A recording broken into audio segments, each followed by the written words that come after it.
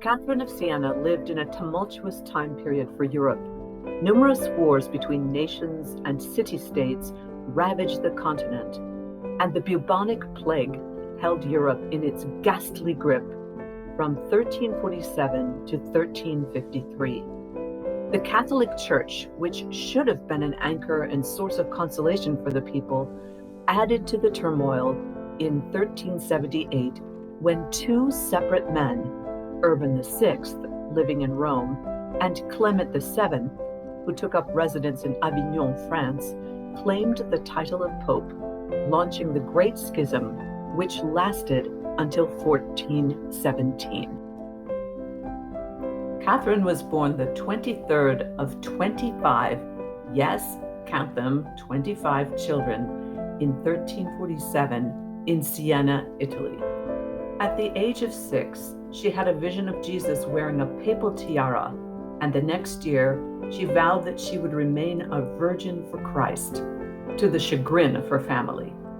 When Catherine came of age, her parents tried to arrange a marriage for her, but she refused and cut off her hair in protest. They were not amused, and they punished her by making her the servant of their house. She had a heavy workload, and her family tried to add to her suffering by insulting and humiliating her. One day, her father came into her room to find her praying and saw a white dove over her head. Her parents then relented and allowed her to pursue her vocation. At age 18, Catherine became a lay associate of the Dominican order, a tertiary, and took the habit of that order. She became a member of the Sisters of Penance, who lived in their own homes rather than convents. She became active in the community, tending to the sick, especially those with dread diseases whom others feared to nurse. She also continued her work in support of the poor. She was so generous in giving to the poor that her siblings began to lock their rooms to prevent her from giving away their valuables. Around 1366, Catherine had a vision which she described as a mystical marriage with Christ. She received an invisible ring from Jesus, which she said she could always see on her finger.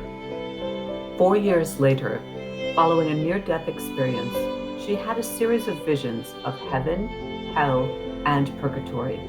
She said that she saw everything in the other world that is to us invisible.